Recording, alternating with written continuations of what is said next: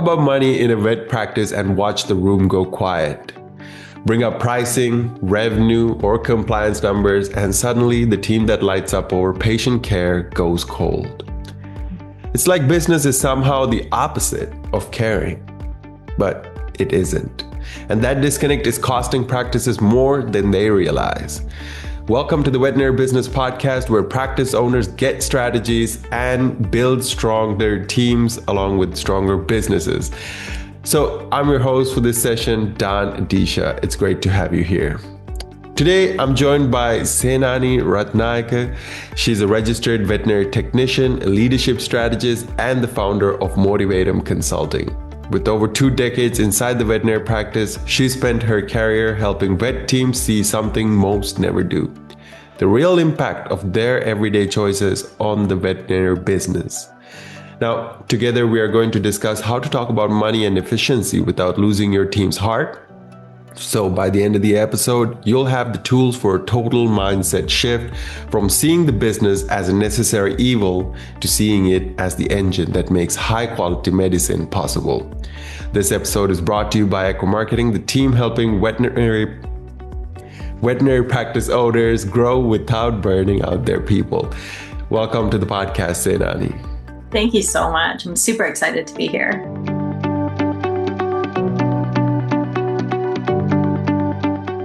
Now, before we get into the core conversation, you were an RVT a long time before you moved into the leadership role.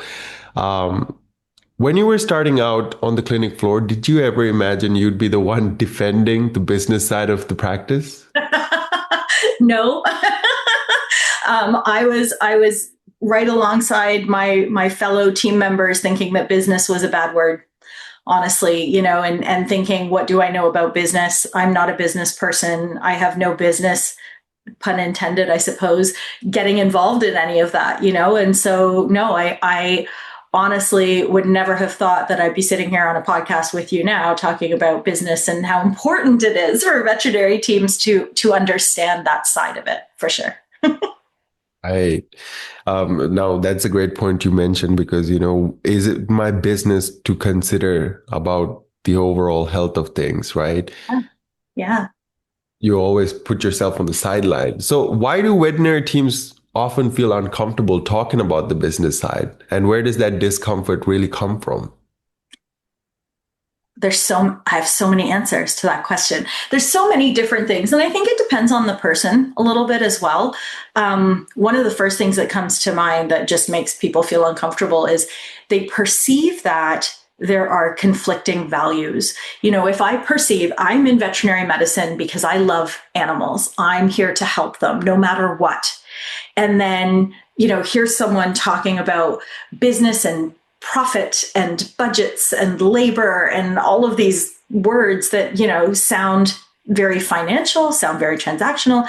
It feels in contradiction of our actual purpose. And so it gets in the way of helping. And I guess that's another one, right? Is that if we're thinking about business, are we compromising patient care? Because I think often people think that if we're thinking about the business, it's to save money. So it's to cut corners, right? And we're not cutting corners necessarily, but people might perceive that if I'm prioritizing the business, it's to the detriment of our patients. And so, I think there's just a lot of optics issues like that. The idea that business doesn't resonate with me. I'm not a business person. I don't want to think about the business. Can you care about the business and medicine at the same time? All of those things, I think just even the fear of, if I don't understand business, then I shy away from it. Just like a lot of things, when we don't understand it well, it can be a little bit intimidating. And especially on a veterinary team, if you have a practice manager or a practice owner, then it becomes an other job. It's somebody else's job to care about those things. And I'll be over here caring about the patients and the clients and, pet parents are where I want to spend my time.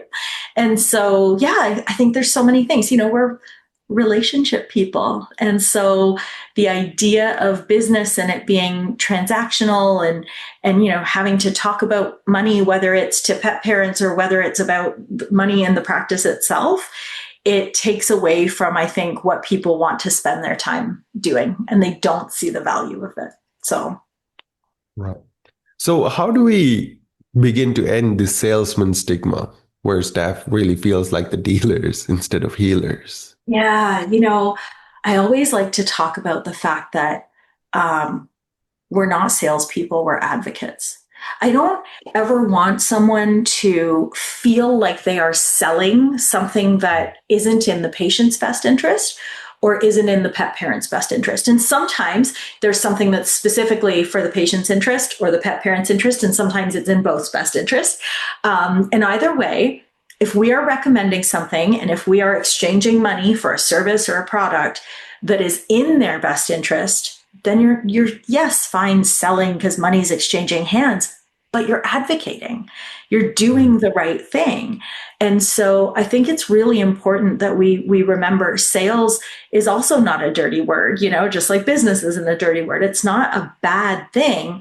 It's something that we just have to do in order to continue to be able to help and facilitate us being able to help. Because on the flip side of it, you can't be wanting to make money, make a living in this profession, hoping for a paycheck in this profession, if you aren't actually contributing to a business that is generating money in order for you to get paid.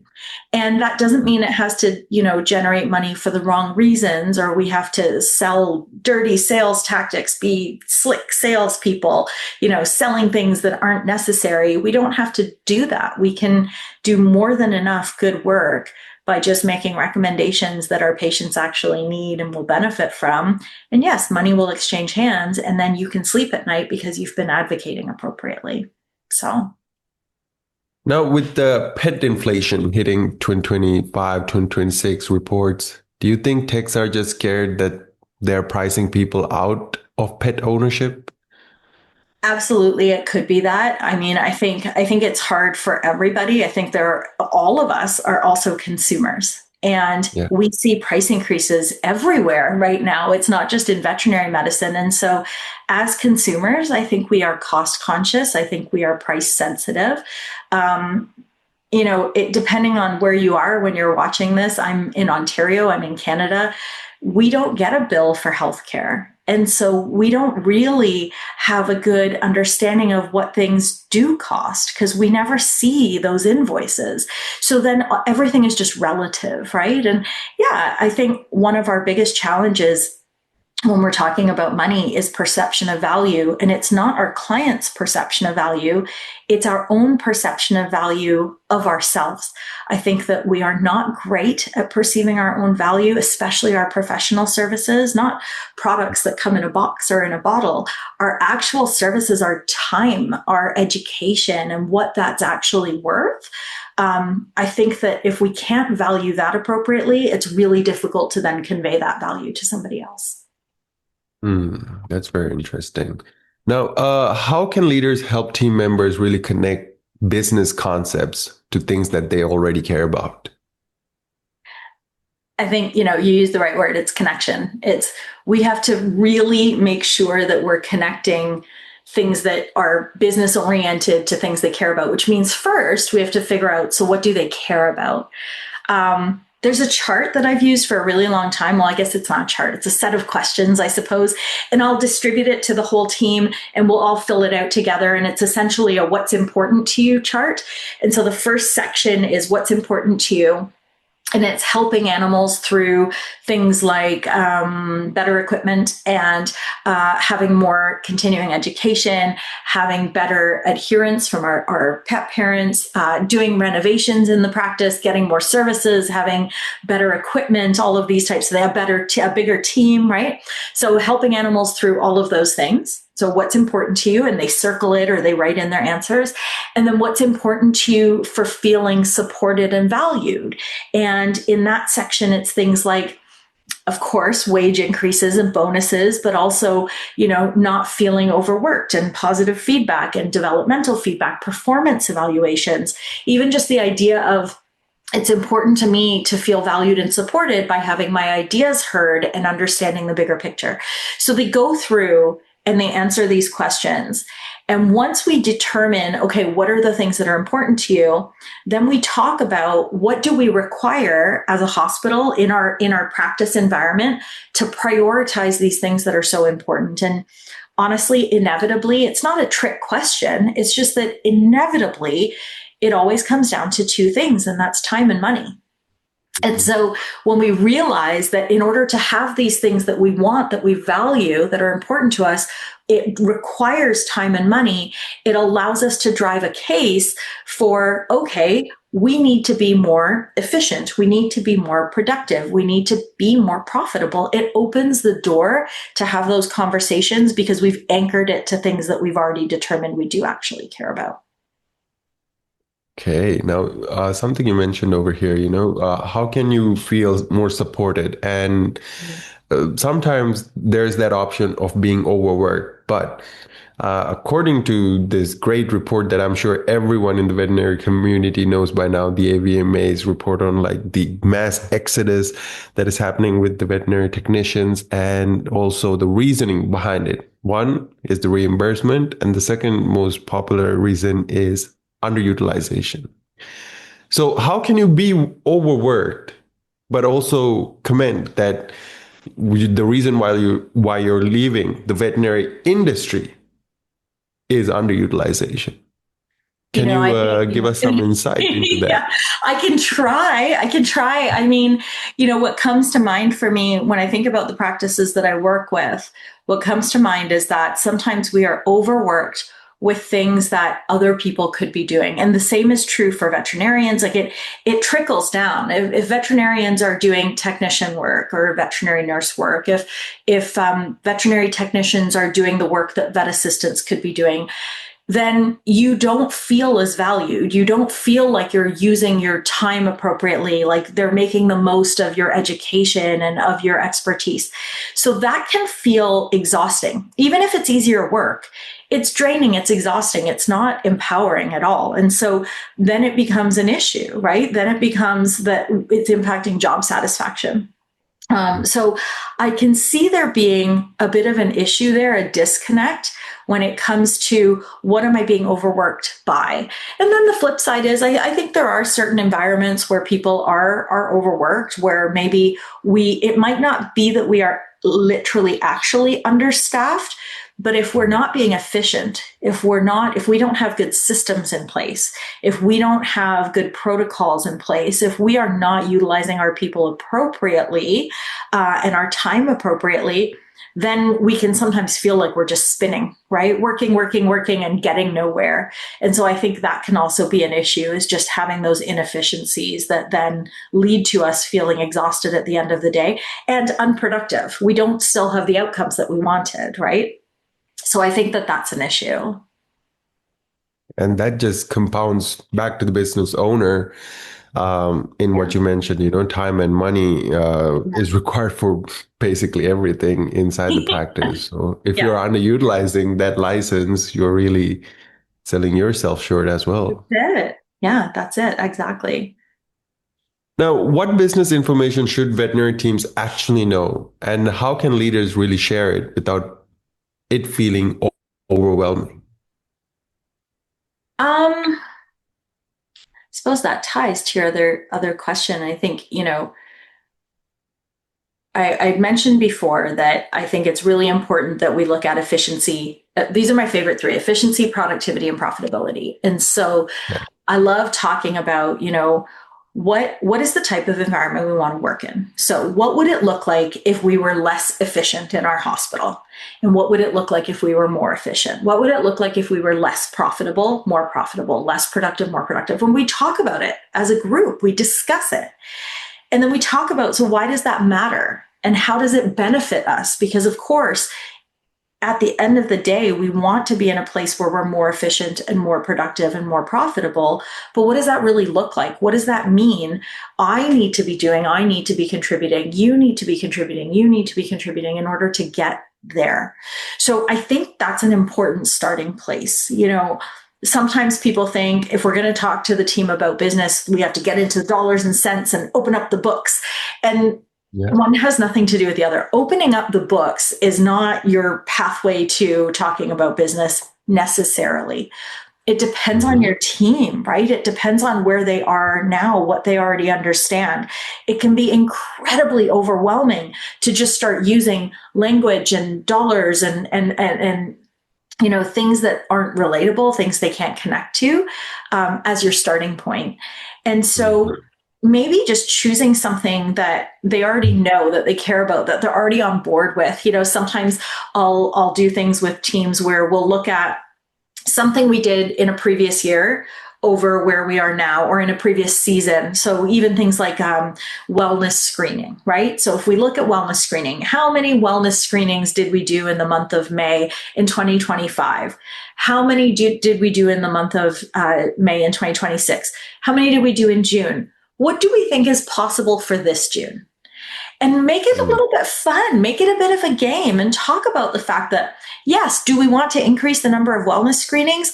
Of course we do. But is that because we're trying to do dirty business sales stuff? No, it's because every patient will benefit from this proactive, preventive care that we're trying to do. And so, can we look at how can we increase in the things that are important to increase in, recognizing still with access to care and everything else, not everything is a perfect fit for everybody, but also making sure that where it should be recommended, it is recommended. Where we should be talking about it, we are talking about it. When we can get someone to say, yes, I think that's a good idea, we do that.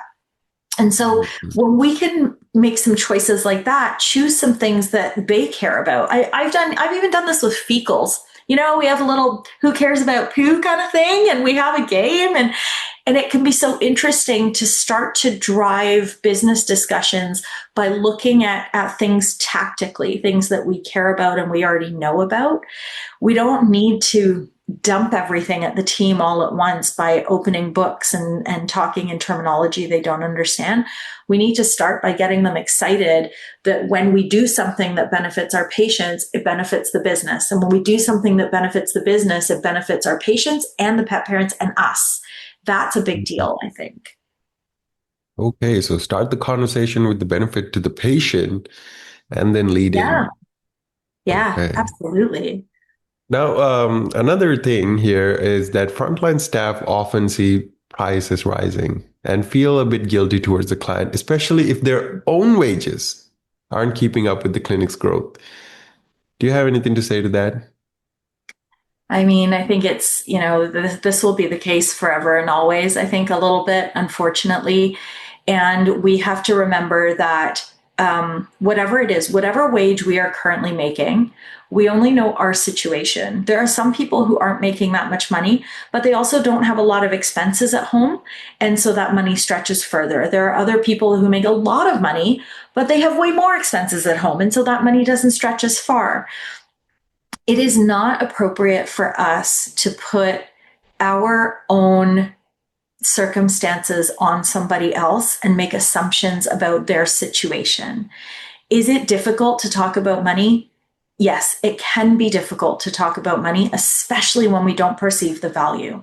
But if we perceive the value and we can look someone in the eye because we confidently believe it is in their pet's best interest or their best interest, then we have to do that. And we can still acknowledge that, this is a big investment. I love the word investment. It's one of my favorites. I'll probably bring it up again at some point during this conversation, even because it's so tied to the business piece. But framing things as an investment, this is an investment in Max's health.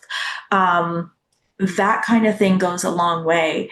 If we get nervous about it, or if we come across like we don't believe it's a good idea, then it's taking away our ability to help a patient, because the client will sense that. They're going to sense it's like, oh, you can do it if you want to, or oh, I'm sorry, it's so much money. And they think, oh, is it so much money? Some of them don't perceive it's as expensive as we do. And now we're putting that out there to them and they're thinking, oh, is it? And so what we want to do is just be mindful of how our language and our choices are impacting someone else's perception, and that our own bias isn't impacting those choices we're making when it comes to language. Right. So Yeah. let's not shoot ourselves in the foot before Yeah. before we get anything out there. Um, Now we've been talking about the gap between what a team does every day and what they actually understand about how the practice runs. When that Yeah. gap closes, everything shifts. Decisions get sharper, accountability rises, growth stops feeling like the owner's problem and starts feeling like the team's win. But here's the thing, most practice owners are stuck in the same gap with their marketing. You see the activity, the website, the ads, the reviews, but the connection between all of it and actual practice growth, well, that part stays murky. So you keep adding tools, spending more, hoping something lands. Now, that's exactly why Echo Marketing built the complimentary marketing strategy meeting. Think of it less like a marketing call and more like a diagnostic for your practice. You'll sit down with Lila, a veterinary marketing strategist who has worked with hundreds of clinics, and together you'll look at what your marketing is actually telling you.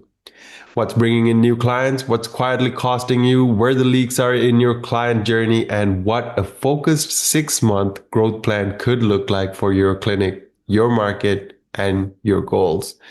No more guessing, no more piling on tools and budget without clarity. You walk away seeing the full picture, the same way you want your team to see the practice. Book your complimentary marketing strategy meeting at veterinarybusinessinstitute.com/MSM.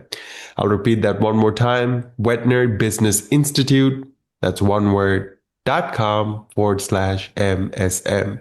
Now, Echo only takes a limited number each month. If this resonates, grab a spot while it's open. All right, let's get back to our conversation. So, Senani, what terminology matters the most? Let's get a bit specific here. And are there any words or phrases leaders should avoid? I think it does come down to how we frame things, as I mentioned earlier.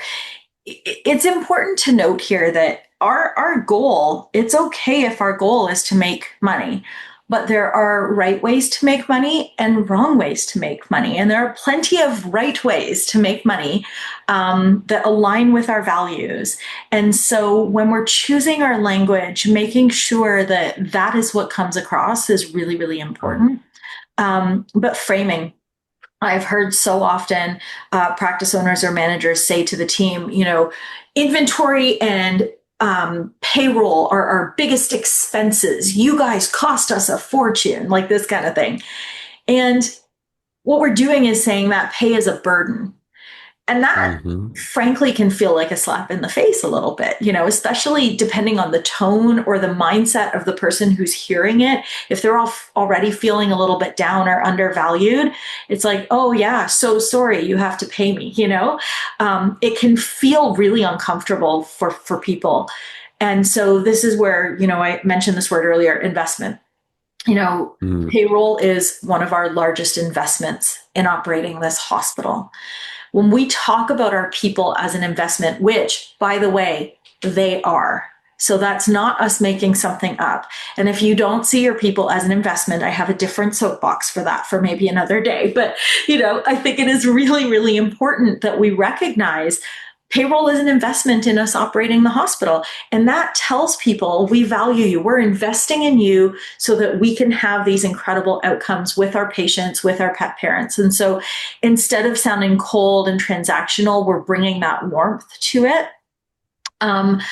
Language like profit and revenue and costs or expenses, even some people don't even realize cost and expense is the same thing, things like that. We have to break these things down, and we need them to understand it in the most basic terms, in the idea that revenue is the same as income, and revenue is just how much something is times how many times we do it or how many of them we do, that kind of thing. All of that stuff has to be laid out for people in a way where they can actually understand it, in a way that they can start to make sense of those words, margin versus markup. We talk about markup all the time. And just like with at the end of the day, we run the reports at the end of the day in our software and we see a magic number. This is the number, this is the dollars we made today. And there are people on the team who think that dollar figure is the take home. That is what the owner takes and puts in their pocket. Congratulations to them. And we just get this little part of it. And that couldn't be further from the truth. And so one of the things I actually love doing with teams is working out what is our break even for the day. And that often shocks them. The idea that usually, sometimes it's not till noon, 1 o'clock, 2 o'clock in the afternoon that we've just paid for the people and the lights to be on for today so that now we can start making money. Understanding things like that are critical, and it gets them involved. That's the big picture conversation that needs to be had. I'm trying to think of, when you say language, particular language to avoid, I think it's just being careful not to get too complex, not to get too in the weeds, to really bring it to basics, but don't imply that you're dumbing it down. You're not doing that. We're talking to people who don't have a business background. And in the same way they are experts in the things that they do, we want to help develop their skills in another area. And it's not on them to be able to understand it immediately. It's on us to be able to connect the dots appropriately and connect it to things they care about and talk about how we care about these things as a hospital. I think that's where it counts. So in preparation to asking this question, right, I was thinking about it too, and I was wondering, and this kind of ties back into an answer you gave in the first question, actually. What if we say, instead of selling a treatment, something along the lines of like advocating for the patient? So instead of talking about, you got to sell this treatment, we're always going to talk about advocating for the patient. Is that a good way to go about it? Or do we simplify selling a treatment into something more digestible? You mean when we're talking to the pet parent or when we're still talking to each other? To our staff, to your staff. Yeah. I think we can simplify it to that, to talk about advocating. But I also want to make sure that selling or sales doesn't become a word we avoid altogether. Because we are selling something, just by basic definition, someone has to pay for something, and that's okay. That's all right that they have to pay money for something, as long as it's something they actually needed. And so I think from a mindset shift, we want to remind them that we're advocating. And then from a being mindful of the words we're choosing, avoiding the word sales or selling altogether, I think that's to our detriment. I don't think we should do that. In the same way, I know I've talked to people who say, I just don't tell them I'm talking about business. I just don't use the word. And it's like, but it is a business. It's a hospital and it's a business. And we work in this business. So we should take pride in the fact that it is a healthy, successful business. And, I think that's where it needs to land, is that we're not simplifying to the point of taking away the important language. I appreciate that, because, at the end of the day, we're really trying to educate our own team on the business side of things. Yes. And not trying to hide it and just, No, we're empowering them. We want them to be empowered. We want them to feel excited about this knowledge that they have. They don't need to run the numbers. They don't need to have that skill set. But the idea of understanding their impact, every single team member has an impact. And understanding that impact is what keeps us out of trouble, honestly. Appreciate that.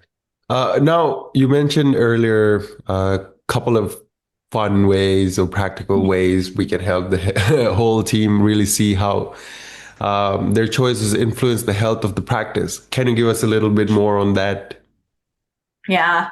I think we should always make things as fun as possible. So, and especially if we're going to teach them language, if we're going to teach them some skills, give them some additional knowledge, open up that big picture, then we want them leveraging that knowledge. It's why I like breaking down profit and revenue and costs and things like that, because they do, as I said, they literally impact these every day.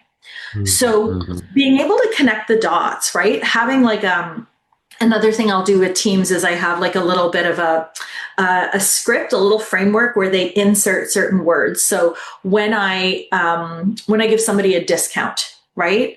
When I give somebody a discount, I'm impacting X. Is it profit? Is it revenue? Is it what is it that I'm impacting?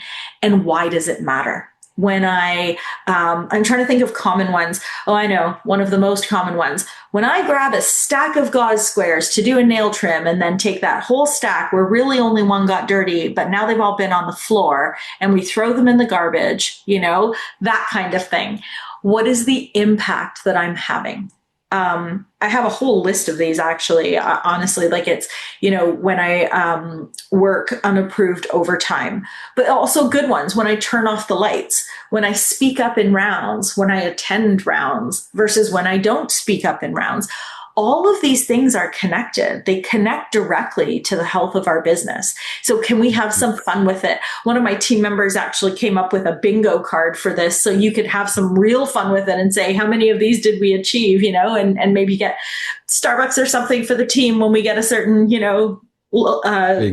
combination. Yeah. When we actually hit a bingo that we've done a good job of protecting the health of the business. If we can look at the hospital the way we look at our patients, it is a living, breathing thing. The things we do environmentally to it impact its ability to thrive. And so that matters a lot. And if we can get people thinking like that, that can be really, really helpful. They need to be working in a healthy business. That's in everybody's best interest. And so just like for our patients, where we can do things proactively, where there's preventive care, we can screen for certain illnesses before we see symptoms, right? That same thing exists for business. That exact same thing exists for business. So if we can start framing the things that we want to do, the things we need everyone doing in those terms, then it allows us to normalize. One other really fun game that I like doing with everyone is, there's actually two that come to mind. One is just to create contests, full stop, right? Can we drive revenue differently, manage our resources differently? And managing resources, by the way, is cutting costs. It's just a different way of saying it, right? To be able to manage our resources effectively, to support patient care, that kind of thing. But get them to come up with ideas. What are 3 fun ways that we could do this? If you only had $20 to spend, what is something you would buy to make our hospital more efficient? $20 is not a lot of money. So run a contest, have everyone come up with ideas, and the top 3 people, it'll cost you $60. Go and do those 3 things and get everyone more efficient. The other one that I really like doing is I split the team into teams and they design their own hospitals. And so they identify goals for that business, and then they determine, so what are the things I'm going to prioritize and what are the things I'm willing to compromise on? And then we test their business models. Because, inevitably you have people who want the best equipment, they want the best team members, they want a large complement of team members, they want to pay them really well, we want our pricing to be lower, we want a decent number of patients, but we want to give them really long appointment times. So we schedule them a certain way. We want fancy equipment. We want a really great facility.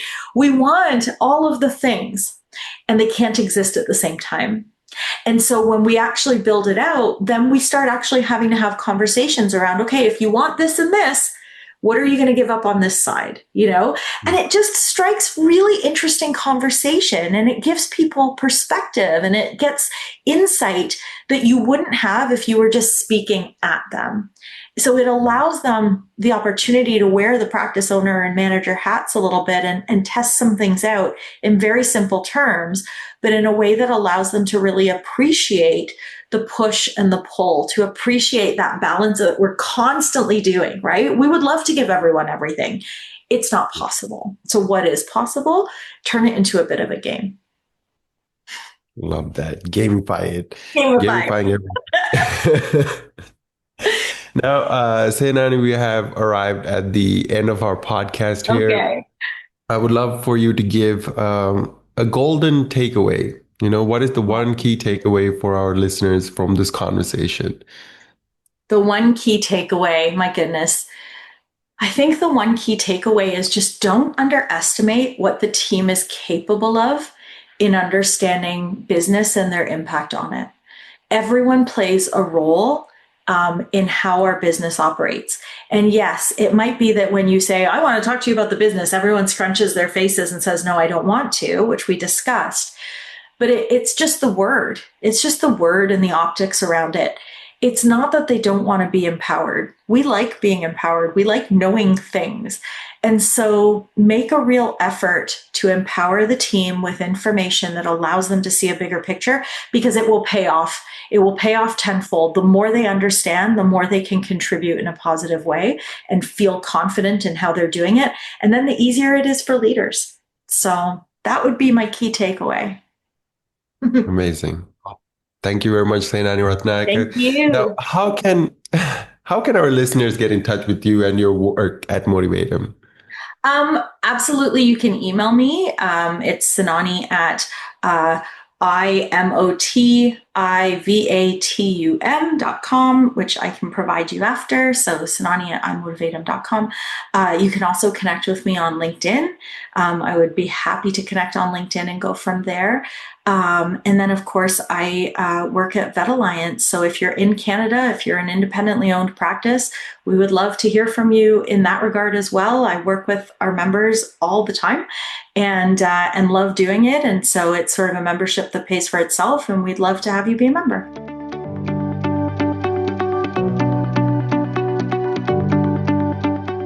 Amazing. So thank you very much once again to Senani. And if you're listening in and you're ready to build a practice where your team feels capable, valued, and aligned with where the business is going, well, it also starts with the right strategy. Book your free marketing strategy session at veterinarybusinessinstitute.com/MSM. I'll repeat that one last time, veterinarybusinessinstitute.com/MSM. I'm Don Adeesha, and this has been the Veterinary Business Podcast. We'll see you next time. Take care, everyone.